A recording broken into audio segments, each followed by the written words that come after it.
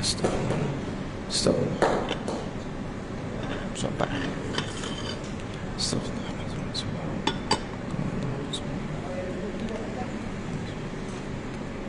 A'udzubillahi minasyaitonirrajim. Bismillahirrahmanirrahim. Assalamualaikum warahmatullahi ta'ala wabarakatuh.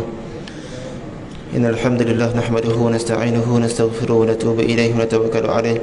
Asyhadu an la ilaha illallah wa asyhadu anna sayyidina Muhammadan abduhu wa rasuluh. Allahumma salli ala sayyidina Muhammad al-Fatihi lima ughliqa wal khatim liman sabaq. Nasiril haqqi bil haqqi wal hadi ila siratikal mustaqim. Wa ala alihi haqqa qadrihi wa miqdaril azim. Qala rabbi shrah li sadri wa yassir li amri wahlul 'uqdatam min lisani yafqahu qawli. Awalan ta'alama wa ta'alim wa tadhakkara wa tadhkir wa nafa'a wa intifa' wal ifada wa istifadah wal hasa ala tamassuki bi kitabillah wa sunnati nabi sallallahu alaihi wasallam wa du'a ila al-huda wa dilil ta'ala khair ibtigha' mardatihi wa qurbihi subhanahu wa ta'ala. Amin ya rabbal alamin.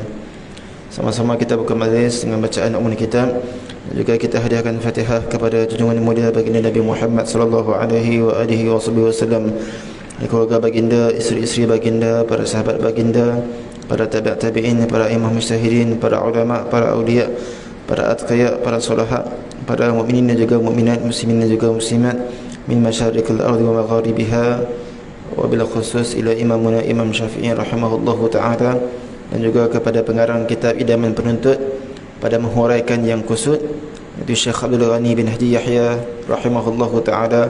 Nafa'anallahu bihi wa bi'ulumihi fid dharain amin ya rabbal alamin. Al-Fatihah. A'udzubillahi minasyaitonir rajim. Bismillahirrahmanirrahim. Alhamdulillahi rabbil alamin arrahmanir rahim maliki yaumiddin. Iyyaka na'budu wa iyyaka nasta'in. Ihdinas siratal mustaqim. Siratal ladzina an'amta 'alaihim ghairil maghdubi 'alaihim waladdallin. Amin. Apa khabar semua pada malam ni? Mudah-mudahan semua dalam keadaan sihat wal afiah. Amin ya rabbal alamin.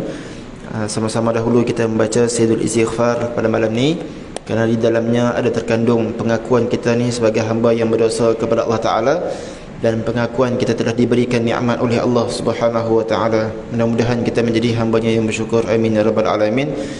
Bismillahirrahmanirrahim. Allahumma anta rabbi la ilaha illa anta khalaqtani wa ana 'abduka wa ana 'ala ahdika wa wa'dika mastata'tu a'udzu bika min syarri ma sana'tu abu'u laka bi ni'matika 'alayya wa abu'u bi dhanbi faghfir li fa innahu la yaghfiru dzunuba illa anta. Alhamdulillah, syukur pada Allah Subhanahu wa taala. Allah Subhanahu wa taala kumpulkan kita pada malam yang mulia ni, sama-sama kita membincangkan ilmu Allah Subhanahu wa taala. Mudah-mudahan ia termasuk dalam kita melengkapkan fardu ain kita, insya-Allah. Amin ya rabbal alamin. Malam ni kita akan sambung bacaan daripada kitab Idaman Penuntut pada masalah bersugi lah. Muka surat kitab Jawi saya ni muka surat 13, manakala muka surat kitab Rumi muka surat 4. Sebelum kita nak lanjutkan, tuan-tuan yang dirahmati oleh Allah Subhanahu wa taala, ada satu benda yang saya nak sentuhkan sikit, iaitu berkaitan dengan semayang kita, yang mana mudah-mudahan tak ada lah di tempat ni, tapi sebahagian tempat masih lagi ada yang lakukan. Yang mana kita nak sebutkan berkaitan dengan masalah sujud ni, yang mana penting, sebab setiap hari kita semayang, syarat sujud ialah mesti kena kaki tersebut terutamanya lah, mesti kena batin, iaitu perut, jari, kaki. Apa maksud perut? Batin namanya, apa yang bertemu di antara dua tangan. Bila kita buat macam ni, ni apa yang bertemu. Jadi kita dapati ada yang sembahyang, ada yang sujud, dia buat macam mana? Dia hanya letakkan kaki tersebut di hujung-hujung saja. Kedekut sungguh. Jadi dia tak kena hujung ni. Kalau hujung ni dia tak bertemu, maka syarat sah untuk sujud ni mesti kena perut. Perut, jari, jari tangan, jari kaki, mesti kena. Jadi kalau hanya letak hujung-hujung tersebut, dia tak bertemu, maka bila tak bertemu, tak namanya batin ataupun perut jari. Maka ini menyebabkan salah satu perkara yang tidak sah sembahyang kita ni. Jadi perkara ni saya selalu tekankan, supaya sembahyang kita ni bukan sembahyang nak buat-buat semata-mata, tetapi kita nak bagi sah, dan supaya Allah Ta'ala menerima amal ibadah kita, insyaAllah. Sebagai perhatian lah. Baik, bismillahirrahmanirrahim. Kita tengok insyaAllah pada malam ni berkaitan dengan bersugi ni, menggosok gigi ni, dia termasuk dalam khasal fitrah. Apa maksud khisal fitrah? Dalam kitab-kitab yang lain belah muslimat ada buku tak? Dipanggil khisal fitrah, maksudnya fitrah-fitrah yang suci. Apa Allahumma salli ala sayyidina Muhammad, yang mana kita selalu buat perkara tersebut. Bismillahirrahmanirrahim. Kita terus baca. Bersugi, menggosok gigi ataupun namanya siwak. Maka tuan-tuan, dalam bab ini walaupun nampak tajuknya biasa je sebab setiap hari kita buat, tetapi sangat ditekankan oleh guru-guru kita, para habaib, para ulama kita ni, untuk kita bawa terutamanya masa nak semayang. Sebab apa? Sunnah ni semakin hari semakin tinggal. Tuan-tuan, kalau boleh kita cek tengok dalam poket kita ni ada tak siwak. Maka kalau tidak ada, lepas ni insya-Allah, lepas dengar kita azam beli insya-Allah, dan juga niat nak mengamalkan sunnah Nabi sallallahu alaihi wasallam. Guru-guru kami cukup tekankan, terutamanya mereka-mereka yang menuntut ilmu, dan kata para ulama, terutamanya lagi kepada mereka-mereka yang inginkan pahala yang lebih ketika mana sembahyang.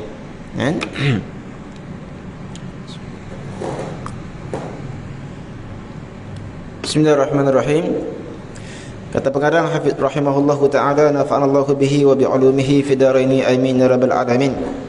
Bersugi itu maknanya menyuci atau membersihkan mulut dan gigi dengan menggunakan alat seperti berus gigi. Baik. Dipanggil apa? Kullu ma yustakul asnan. Setiap benda yang membersihkan gigi ataupun mulut. Itu maksudnya bersugi. Jadi kalau kita lihat bersugi yang kita gunakan, dipanggil dalam kitab fiqh ni kayu arak ni, siwak ni, juga termasuk dalam berus gigi yang kita gunakan zaman moden kita ni. Maka termasuk juga dalam makna siwak, dalam makna bersugi. Sebab maksud dia apa? Maksudnya ialah kita nak membersihkan gigi dan juga mulut, ataupun nak mewangikan mulut dengan menggunakan alat seperti mana berus gigi, ataupun manggar kelapa. Macam mana ni? Manggar kelapa, sabut, kayu arak dan sebagainya. Jadi di sini tuan-tuan yang dirahmati oleh Allah Subhanahu wa taala, sugi ni dia ada alat dia.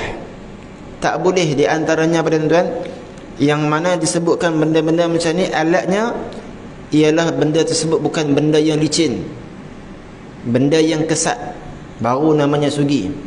Kemudian namanya sugi lagi, tak boleh kita menggunakan jari kita ni. Mazhab al-Imam Syafi'i rahimahullahu ta'ala, dia hanya sebutkan alat-alat contoh macam ni, sabut, berus. Jadi bukan tangan, bukan benda yang licin. Jadi kalau sekiranya kita nak guna tangan, tak boleh, sebab dia bersambung dengan anggota badan kita ni. Kalau nak guna tangan juga, macam mana? Kena gunakan tangan orang lain baru dikira. Sebab benda yang bersambung dengan badan ni tak dikira untuk nak bersiwak. Ataupun jari dia terputus, dia simpan jari tersebut, kemudian digunakan untuk siwak. Jadi termasuk dalam arti siwak. Ataupun dia gunakan jari orang lain. Yang penting benda tersebut, syarat yang sama, bukan benda yang bersambung dengan badan dia. Satu.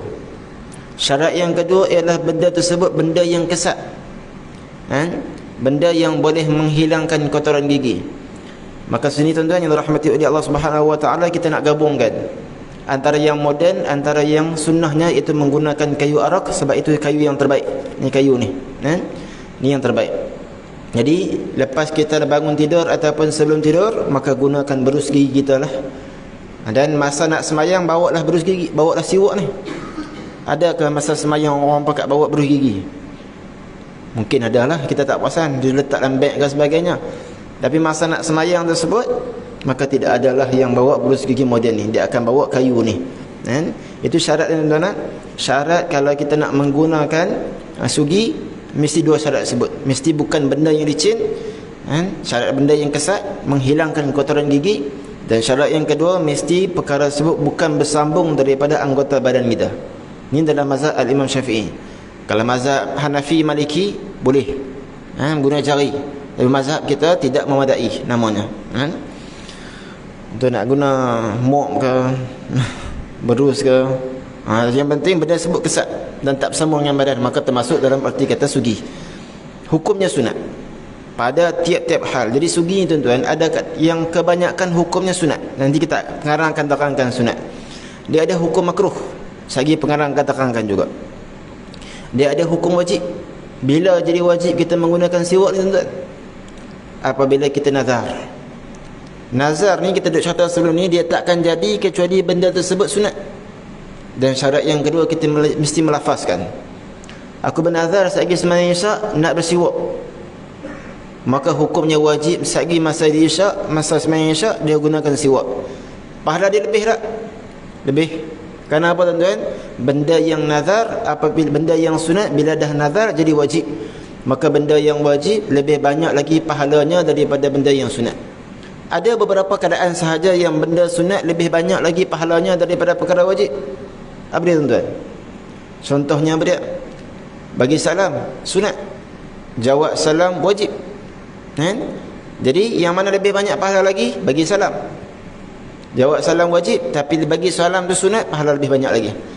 Lagi kita Allahumma salli ala sayyidina Muhammad, tunggu orang bayar hutang sampai pada masanya wajib, kemudian kita mengurangkan ataupun melunaskan hutang, halalkan hutang, maka hukumnya sunat, maka itu pahalanya lebih banyak lagi daripada yang wajib. Apa dia lagi tuan-tuan? Azan. Azan ni Allahumma salli ala sayyidina Muhammad, hukumnya sunat, tetapi Allah dipanggil apa? Azan yang sukarela. Sukarela ni azan adalah hukumnya sunat, berbanding orang yang diamanahkan untuk azan, maka dia wajib buat sebab tu amanah dia, Tok Bilal. Maka orang yang saya nak azan boleh tak malam ni, dia sukarela, kan? Kalau Tok Bilal tu memang raja dia, jadi wajib. Jadi hak ni dia sukarela, maka sebahagian kita tambah yang ni hukumnya sunat, pahala lebih banyak lagi daripada yang wajib, kan? Jadi kalau kita ada kekuatan tuan-tuan, tuan-tuan ada siwak. Kalau tidak ada siwak ni, guna dengan baju. Dengan baju bukan badan, kan? Dia luar pada badan dan kesat. Kalau kita ada kekuatan dan kita ingat, maksudnya kita boleh nazar, ya Allah, aku bernazar sembahyang isyak lagi aku nak bersugi, ya Allah. Ini sepakat, ramai yang tak ada, kan? Jadi lepas ni beli, insya-Allah. Kalau terlupa sekalipun, gunakan lengan baju ni, tudung ke, rida kita ke, sebelum sembahyang, tu hukumnya sunat. Kalau kuat lagi nazar, dapat pahala lebih. Ada juga siwak ni jadi hukumnya haram. Apa dia? Kalau sekiranya kita ambil kayu sugi orang lain, kecuali Azrar dia ambil kayu sugi Zakir, dia tahu kata Zakir ni redha, maka tidak jadi haram. Ambil lah macam mana pun, jatuh ambil terus, Azrar ambil terus, maka tak jadi haram. Yang haram kalau sekiranya Zakir tak redha. Jadi hukum siwak ni 5 yang akan dibincangkan dalam kitab kita ni, 2, sunat dan juga makruh.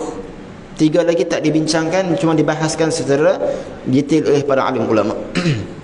Sana. Jadi hukumnya sunat. Dalam benda sunat ni ada yang baca sunnah. Sungguh memang sunnah ini semakin hari semakin ditinggalkan. Sahabat saya tuan-tuan, dia buat kenuri.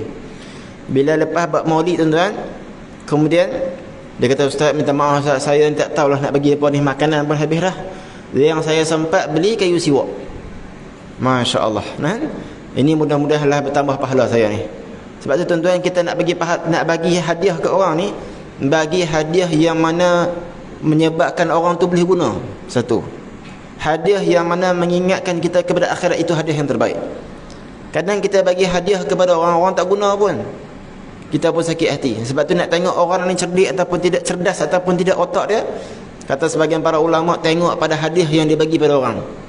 Kalau dia bagi hadiah pada orang tu sesuai dengan orang tersebut, Masya Allah, ini tanda otaknya cerdas, otaknya pick up, maksudnya berjalan. Jadi kita nak bagi benda yang boleh mengingatkan kita kepada Nabi, yang boleh menambahkan pahala kita ni. Tuan-tuan, lepas ni siwak RM2-3. Tuan-tuan kalau beli banyak-banyak dapat diskaun. Letakkan di masjid tersebut. Letakkan di surau, siap beli sekali dengan pengasah dia. Duit banyak, insya-Allah, pahala. Kelebihan duit ni boleh tukar kepada pahala. Itu kelebihan orang yang ada duit. Baik. Lebih-lebih lagi kuat, iaitu muakkad sunatnya. Sunat muakkad sangat-sangat dituntut. Tak kala hendak membaca Al-Quran. Nak baca Quran ni tuan-tuan, dituntut yang pertama siwak. Yang kedua, nak baca Quran ni tuan-tuan, dituntut lagi untuk kita membaca ta'awuz. A'udzubillahi minasyaitonirrajim. Tu keadaan yang sangat-sangat dituntut bila mana kita nak baca Quran. Kenapa tuan-tuan? Nak baca kalamullah ni syaitan cukup tak suka. Kan? Jadi benda-benda macam ni sangat-sangat kita dituntut untuk kita buat. Tak kala hendak sembahyang, tak kira sembahyang sunat, tak kira sembahyang wajib, maka sunat dituntut, tuan-tuan. Ini perkara ni sangat ditekankan oleh para habaib, para guru-guru kita ni sebagai tanda apa, tuan-tuan? Sebagai tanda kita nak menghidupkan sunnah Nabi SAW. Ambil peluang, tuan-tuan. Kenapa dalam hadis disebutkan orang yang menghidupkan sunnah Nabi inda fasadil ummati, ketika mana rosaknya umatku, kata Nabi SAW, falahu ajru syahidin, maka baginya dapat satu pahala mati syahid. Wa fi riwayatin ajru mi'atu syahidin, dapat pahala 100 mati syahid. Bukan senang tu nak mati syahid, kan? Mati syahid dengan apa dunia akhirat ni, kena perang pula dengan musuh bukan Islam tu, di medan perang ni, dapat 100 pahala mati syahid. Manakala orang-orang yang cinta, tuan-tuan, dia akan ambil satu hadis yang lain, apa dia? Sesiapa yang menghidupkan sunnahku faqad ahabbani, maka dia telah cinta kasih kepadaku. Wa man ahabbani kana ma'i fil jannah, siapa yang kasih kepadaku maka dia akan bersama dengan aku dalam syurga kelak. Nah, ini orang-orang sadiq, orang-orang cinta, dia akan pegang hadis ni, cari macam mana pun biar ada. Sebab tu para ulama sebut sugi ni biar bagi banyak, sebab kita nak hidupkan sunnah ni syaitan tak suka. Ni jihad kita, tuan-tuan. Jihad kita, insya-Allah. Baik, sama ada sembahyang atau sembahyang sunat ataupun sembahyang fardu. Tuan-tuan, masa saya mengaji kitab ni Umdatus Salik ni daripada guru kami Syekh Taha Hamadi daripada Yaman, cerita sungguh sebiji-sebiji, detail sungguh, kan? Antaranya, tuan-tuan, Syekh buat soalan kepada kami. Soalan ni, tuan-tuan, mana lebih afdal, sembahyang berjemaah tanpa siwak, tetapi sembahyang jemaah kita dapat berapa darjat? Dalam hadis ada 25, ada pun 27 darjat.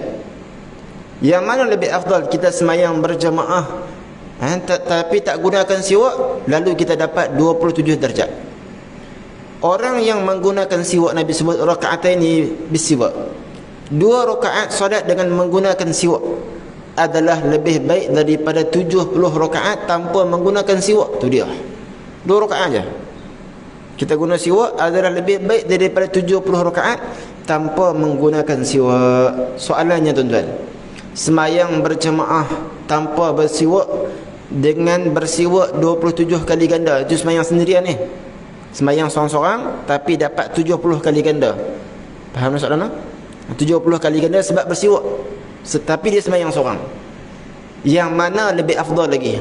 Dapat 27 kali ganda ke sebab sembahyang berjemaah, ataupun dapat 70 kali ganda tetapi sembahyang seorang? Ini soalan, tuan-tuan. Jelas tak? Yang mana, tuan-tuan? Antara A dengan B ya. A, jawapan dia sembahyang berjemaah lebih afdal lagi, tetapi bilangan dia 27 kali ganda. B, solat sendirian lebih afdal, tetapi dapat 70 kali ganda. Yang mana lebih afdal, tuan-tuan? Pilih A dengan B ya. C jangan. A pun campur dua-dua pun tak payah. A dengan B ya, tuan-tuan pilih yang mana? Nak pilih mana? G pilih mana, G? Dua-dua. A 70 tu, masya-Allah. Ada pilih mana? B 70 ni. Tuan yang lain pilih mana, tuan? Ini soalan penting kan? Ini B, belah ibu-ibu belakang. No dah. Jawapannya, tuan-tuan, kata Imam Nawawi rahimahullahu taala, tetap lagi afdal sembahyang berjemaah. Jadi kita nak yang mana, tuan? Kita nak sembahyang berjemaah dan dalam masa yang sama kita siwak masa sembahyang jemaah. Ni panggil tamak. Dalam bab pahala ni tak bincang dah, tak bagi kesan kat orang, kita nak tamak semua. Jadi sampai macam tu sekali para ulama buat perbandingan, bukan buat perbandingan, buat perbandingan lah antara kedua ni.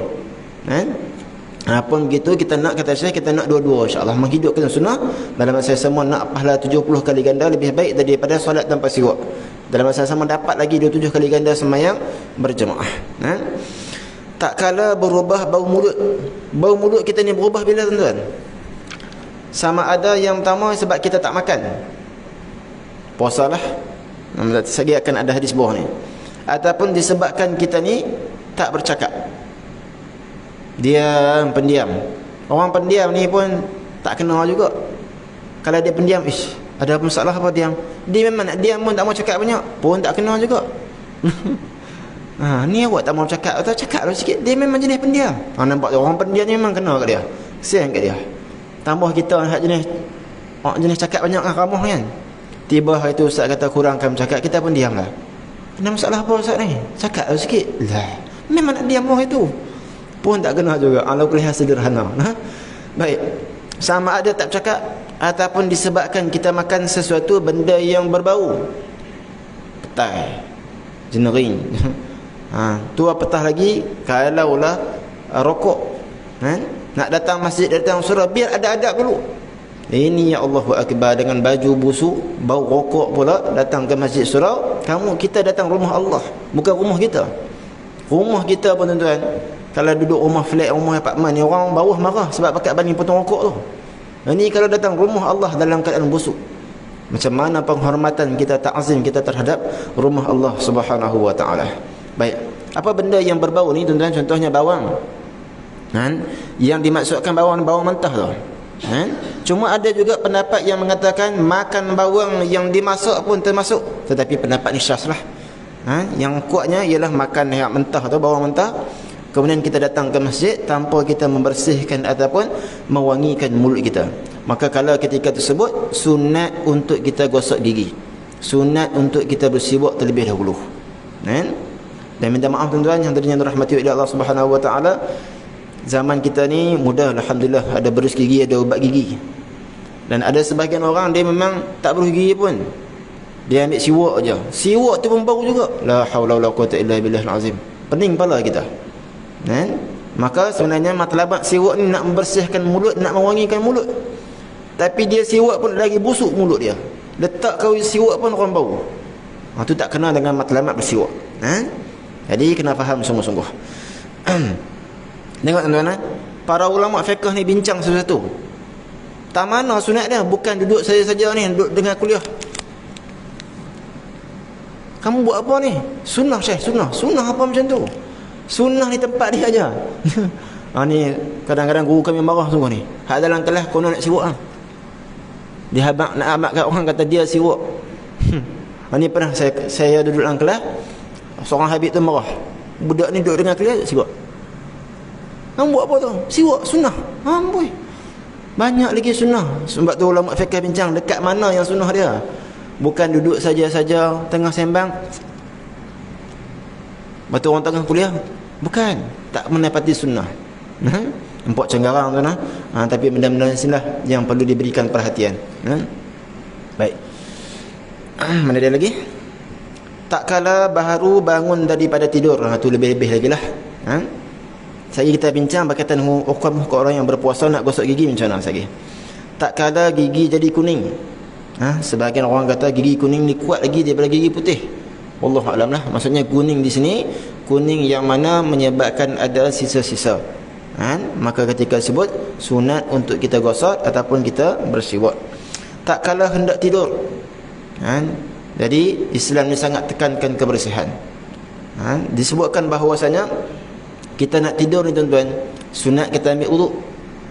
Masa beruduk ni pula sunat untuk kita berus gigi. Bagi Al-Imam Ibn Hajar, sunat berus gigi ataupun siwak ni bila lepas mana kita basuh tangan dan sebelum kita berkumur-kumur. Jadi basuh tangan, kemudian ambil siwak ataupun berus gigi. Itu bagi Imam Ibn Hajar. Lepas tu lepas berus gigi ataupun siwak, barulah kita mula berkumur-kumur. Ada pendapat yang lain, iaitu seperti mana bagi Imam Ghazali, Imam Mawardi, Imam Ramli, berwuduk, bersiwak sebelum wuduk ni bila sebelum kita basuh tangan. Jadi kita siwak dulu, kemudian baru basuh tangan, kumur. Imam Ibn Hajar bila basuh tangan dulu, sebab dia termasuk dalam sunat wuduk. Bagi Imam Ramli, sebelum basuh tangan dia termasuk luar daripada sunat wuduk. Itu cara dia tuan-tuan. Jadi apa hadirin dirahmati oleh Allah Subhanahu wa taala, tak kala ketika mana hendak tidur satu. Jadi masa kita nak cakap apa tadi? Masa nak tidur ni sunat kita berwuduk. Masa berwuduk sebut sunat pula kita gosok gigi. Kenapa tuan-tuan dalam nak tidur ni sunat kita ambil wudu? Dalam satu asar diriwayatkan bahawasanya man nama al wudu, barang siapa yang tidur dalam keadaan wudu, kharaja ruhu il arsy, maka rohnya akan keluar pergi kepada arash, wa yasta'dhinu bisujud, lalu minta kepada Allah Taala untuk sujud. Kalau sekiranya dalam keadaan suci, maka diizinkan untuk sujud kepada Allah Subhanahu wa taala. Nabi SAW pesan kepada Sayyidina Anas, ya Anas, ya bunai, wahai anak kesayanganku, kalau sekiranya kamu mampu untuk kamu berwuduk sebelum tidur, faf'al, maka lakukanlah.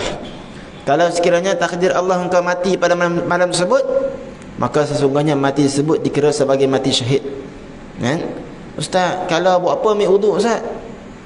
Sehari tidur batal juga wuduk. Kan? Ataupun saya sentuh suami, saya sentuh isteri, batal juga. Jangan nak buat kerja Tuhan. Kita buat kerja kita sebagai hamba, ambil dulu. Yang bagi pahala siapa? Allah.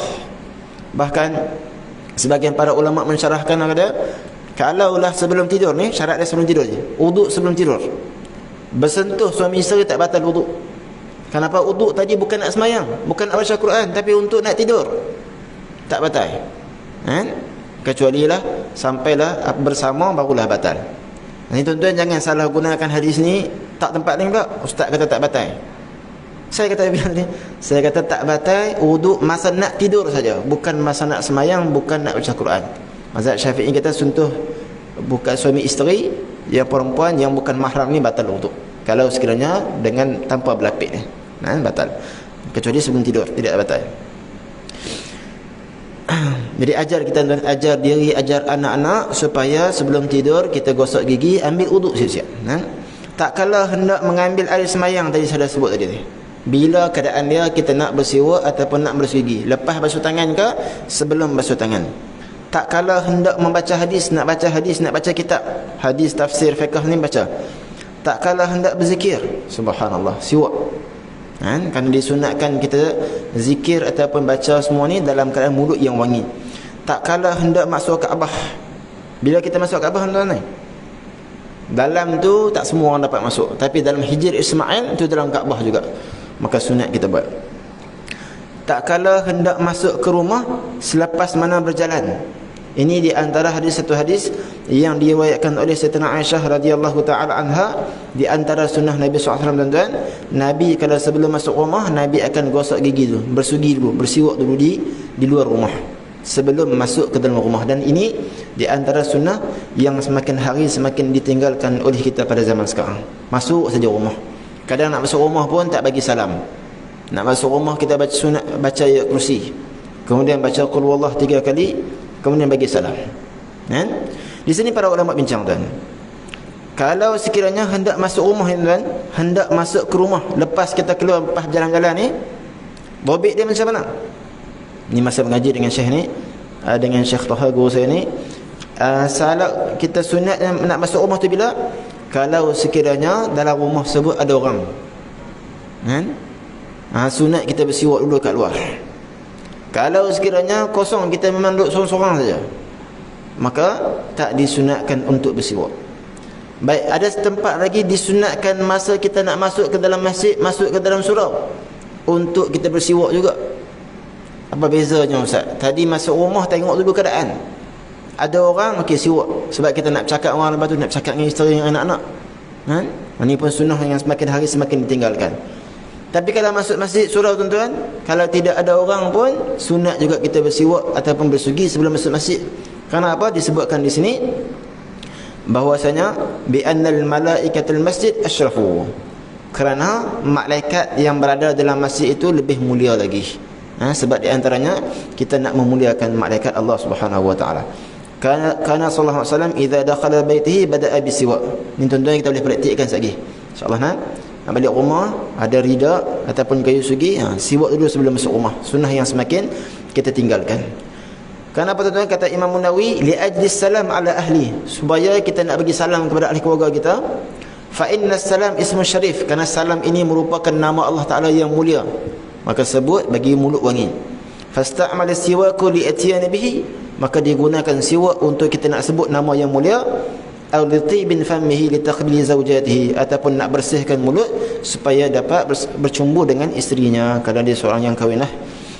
tak kala hendak masuk Kaabah mana dia? Tak kala hendak bersetubuh, kan? Bagi wangi mulut. Ni takut kedua-dua lari pasal mulut busuk, kan? Tak kala perut lapar ataupun dahaga. Ni apa dulu guru saya Habib Alwi Abu Fatim ada syarahkan benda ni. Adakah betul masa kita perut ni lapar, kita bersiwak hilang lapar? Masa dahaga kita bersiwak hilang dahaga. Daripada sudut sains saya tak ingat perbahasan dia. Tapi kenapa di sini pengarang juga masukkan masa lapar ni kita siwak? Kerana disebutkan bahawasanya ia mengingat sunnah ni dia menyebabkan kita lupa benda-benda yang kita merungsingkan. Amalkan sunnah menyebabkan kita lupa benda-benda yang kita rungsing. Lapar sangat maka siwak, dihilang sat. Tapi kalau tak tahulah, ada orang dia memang siwak hilang sungguh lapar dia, masya-Allah lah. Jadi maksud menghilangkan lapar dahaga ni menghilangkan sekejap, supaya kita tidak, pemikiran kita ni tidak terlalulah rungsing terhadap makan ataupun minum tersebut. Tak kalah hendak mati, tu dia. Menurut ceritanya supaya senang keluar roh. Maksudnya apa tuan-tuan? Orang yang bersiwak ni kelebihan dia bukan cepat mati, senang keluar roh. Itu kelebihan dia. Ada beza tuan-tuan. Kalau bersiwak cepat mati, perasan orang tinggal dah siwak. Tapi bersiwak memudahkan roh keluar daripada badan. Itu di antara kelebihannya lagi. Tak kala hendak musafir, nak keluar rumah. Lepas tu guru-guru kita ajar, siwak ni letak tepi katil, letak dalam jubah, letak dalam kereta, supaya kita boleh amalkan selalu. Selalunya tuan-tuan, pengalaman lah setakat lah yang saya cerita bab siwak ni, selalunya syaitan dia akan buat bagi kita hilang siwak, bagi lupa. Selalunya cerita dia akan hilang, cerita je hilang, tak cerita tak apa. Sampai saya pun dia geram. Kerana matlamat siwak belakang ni sekali dia akan cerita yang besar lagi ialah Allah redha.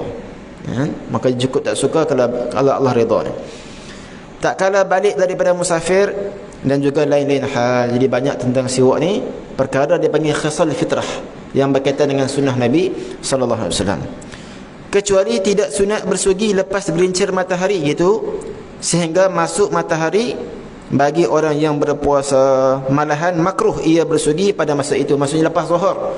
Makruh kalau sekiranya kita bersugi, sama ada puasa fardu ataupun puasa sunat. Kenapa tuan-tuan?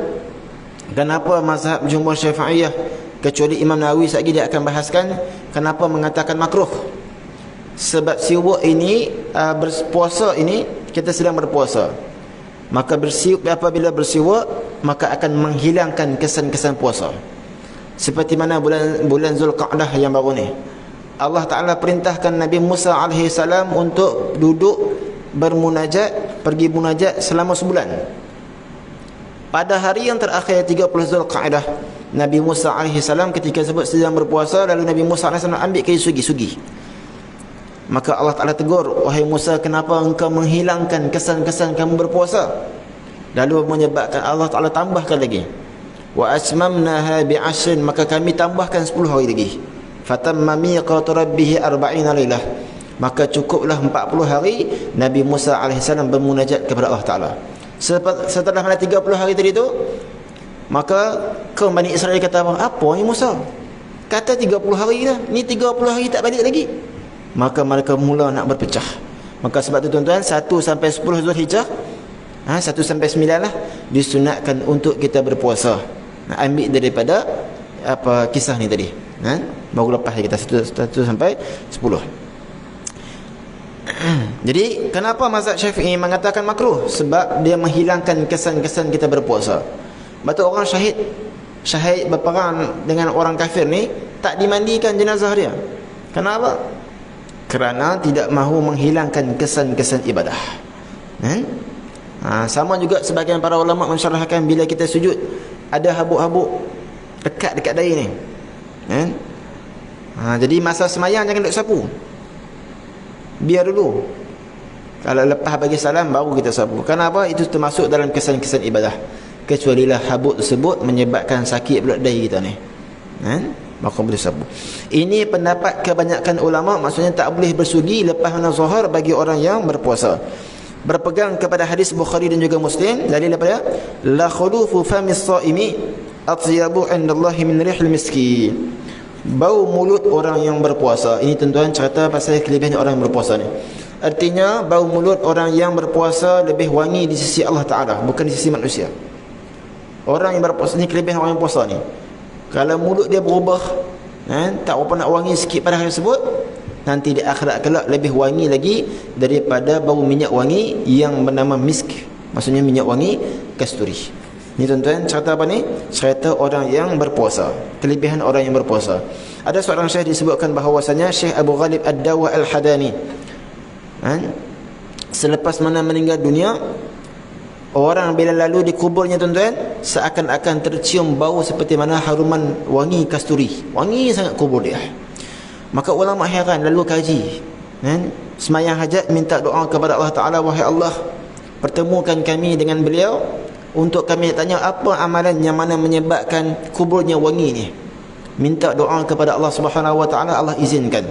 Maka ditanyakan kepada Syekh Abu Ghalib Ad-Dawa Al-Hadani ini, kenapa kami lalu kubur kamu ni wangi? Apa amalan yang kamu buat? Kata beliau, tidaklah aku ni orang yang banyak melakukan amalan. Nampak tawaduk beliau. Kecuali beliau mengatakan, di antara amalan yang tak pernah aku lekang daripada hidupku ni, yang pertama, aku tak pernah tinggal membaca Al-Quran Al-Karim. Yang kedua, aku tidak pernah tinggal puasa sunat. Subhanallah. Itu menjadi asbab kelebihan bagi orang yang rajin berpuasa sunat ni tuan-tuan. InsyaAllah itu kelebihan dia, mulutnya wangi di sisi Allah Ta'ala di akhirat kelak. Bahkan kalau Tuhan nak tunjuk dekat dunia, boleh Tuhan tunjuk di sirah. Tetapi Imam Nawawi berpendapat tidak makruh bersugi bagi orang yang berpuasa sama ada di sebelah pagi atau di sebelah petang, kerana dalam hadis itu memuji orang yang berpuasa sahaja, tidak menunjuk kepada tegahan, tak ada larangan pun. Jadi barang siapa hendak bersugi sebelah petang, iaitu lepas zuhur, dalam masa berpuasa, kenalah ia berpegang kepada pendapat Imam Nawawi itu. Di sini tuan-tuan, guru saya ni Syekh Taha, dia bagi tafsir perincian sikit. Hukum kita bersugi masa puasa ni tuan-tuan, masa sunat ke puasa wajib, tengok dulu keadaan kita ni. Kalau sekiranya masa kita puasa, lepas kita bangun sahur sampai dah zuhur, kita tak lena, tak tidur langsung. Bila kita tak tidur, kita duk buat kerja, bercakap, maka tak disunatkan untuk kita berus gigi. Tetapi kalau sekiranya lepas subuh, kemudian naik sikit waktu duha, kita rehat tidur sekejap sebelum zuhur dan sebagainya, maka kalau bangun sebelum zuhur, maka boleh untuk kita nak berus gigi. Dan kalau tuan-tuan nak ambil pendapat Imam Nawawi ni macam mana nak bersugi juga, iaitu kalau boleh sebelum zuhur kita berus gigi menggunakan ubat gigi kita, lepas zuhur elakkan menggunakan ubat gigi. Itu cara dia. Jadi ubat gigi ni bila kita kumur, kemudian terasa sikit, terasa tu dia bukan ain. Yang membatalkan puasa ialah ain ataupun benda yang masuk ke dalam rongga, baru namanya batal puasa. Tapi kalau hanya rasa sahaja, maka itu tidak membatalkan puasa. Dan kalau orang yang bersugi, maksudnya tanpa menggunakan ubat gigi ni, lepas zuhur boleh kita ikut pendapat Imam Nawawi, tapi jangan gunakan ubat gigi, gunakan siwak. Sebelum zuhur tak apa, gunakan ubat gigi, tapi pastikan kumur bagi habis. Sunat bersugi itu dengan tangan kanan. Mulakan sebelah kanan dahulu, digosokkan kepada langit, mulut-mulut perlahan-lahan, digosok atas gerusi, gigi dan juga lidah ni. Saya contoh. Dan para ulama bincang sampai cara nak pegang kan, 3 atas dan 1 bawah. Mula belah kanan, buat nombor 8. 1 pusing nombor 8 3 kali. Kemudian gigi dan juga lidah, dia pusing belah kanan dulu, 1 kiri, buat nombor 8 secara merintang. Kemudian gurusi ni maksudnya gusi kita ni. Jadi ada orang dia akan gosok sikit, ada orang dia cepat nak muntah. Kemudian tu tak apalah. Lidah macam lidah kita tarik daripada pangkal, tarik ke depan. Sampai macam tu sekali dibincangkan cara kita nak menggunakan siwak ni. Makruh pula.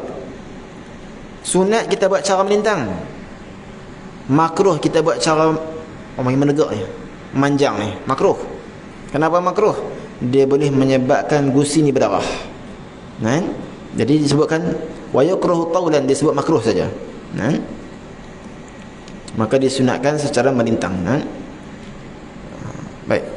Fadilat kelebihan bersugi itu banyak. Setengah daripadanya 2 rakaat sembahyang dengan bersugi lebih elok, afdal, maksudnya lebih banyak pahala daripada 70 rakaat dengan tiada bersugi. Tadi kita dah bahaskan dah.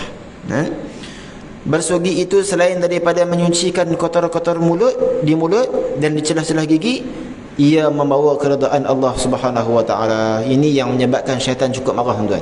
Sebab redha ni. Betul ada para sahabat tengah-tengah perang, mereka rasakan peperangan mereka ni macam tak menjadi. Maka general check, apa benda tak kena perang kita ni? Maka ada yang muhasabah, kata saf kita tadi semayang tak sama. Maka bila betulkan saf, perang semakin menjadi, tapi tak menjadi sepenuhnya lagi. Maka dimuhasabahkan lagi, apa benda yang tak kena ni?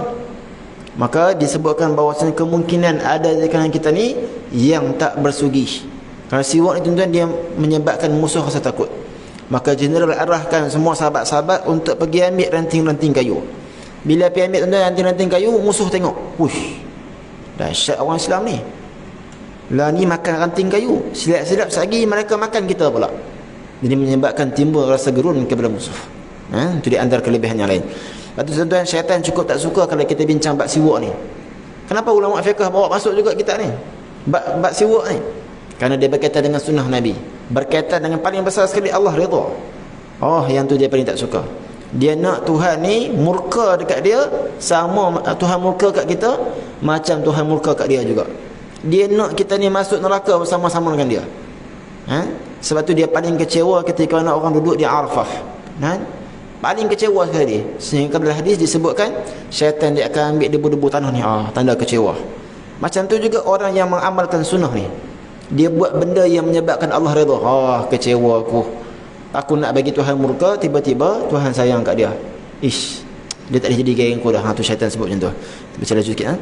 Mencerdikkan akal, maksudnya mencerdaskan akal ni. Cepat pick up kata para ulama. Orang yang siwak ni dicepat pick up. Kemudian mencerahkan mata. Mata duk kabur-kabur tak apa nampak tu, insya-Allah siwak, insya-Allah. Melambatkan tumbuh uban di rambut. Tu melambatkan tumbuh uban di rambut. Mengurangkan bongkok. Tu dia. Faedah siwak lagi, mengurangkan bongkok ataupun sakit pinggang. Menggandakan pahala dan mengingatkan 2 kalimah syahadah ketika hendak mati. Maksudnya kelebihan bersiwak ni apa tuan-tuan? Wa yadhakkiru syahadah 'indal maut. Memperingatkan untuk kita nak menyebut 2 kalimah syahadah, mudah kita nak sebut masa kita nak mati. Amin ya rabbal alamin, mudah-mudahan. Mana dah? Dalam ni ada ke tak? Dah azan ke belum? Habis sikit ya. Sekiranya seseorang itu tidak terdaya hendak bersugi di masa-masa yang tersebut itu, hendaklah ia bersugi sekurang-kurangnya sekali sehari semalam. Itu paling kurang lah. Paling malas orang kata. Jadi tuan-tuan snap tadi. Snap, cuba cek balik. Ada benda tak kita nak, benda yang berkaitan dengan siwak ni yang kita tak buat lagi. Nak masuk rumah, nak masuk masjid, aku tak pernah buat lagi ni. Maka sekurang-kurangnya tuan-tuan, ilmu yang kita dengar pada malam ni khususnya, balik beramal. Nanti mati tak menyesal dah. Alhamdulillah, aku dah mengaji dan pernah beramal dan sudah ada dalam buku catatan amal aku ni. Alhamdulillah. Wallahu subhanahu wa ta'ala a'la wa ala. Habis satu tajuk malam ni. Sikit macam mana? Boleh. Yang baik datang daripada Allah Ta'ala, yang lemah kurang daripada saya sendiri. Qul qawli hadza wa sallallahu lakum. Bismillahirrahmanirrahim. Alhamdulillahirabbil alamin wassalatu wassalamu ala rasulillah wa ala alihi wa sahbihi ajma'in. Allahumma anfa'na bima 'allamtana wa zidna 'ilma. Rabbana taqabbal minna innaka antas samiul 'alim. Allahumma nazzih qulubana 'ala ta'alluq biman dunnaka waj'alna minal qawmi tuhibbuhum wa yuhibbunak. Rabbana atina fid dunya hasanah wa fil akhirati hasanah wa qina 'adzaban nar. Sallallahu ala sayyidina Muhammad wa ala alihi wa sahbihi wasallam. Alhamdulillahirabbil alamin. Aqabbalallahu minkum. Assalamualaikum warahmatullahi taala wabarakatuh.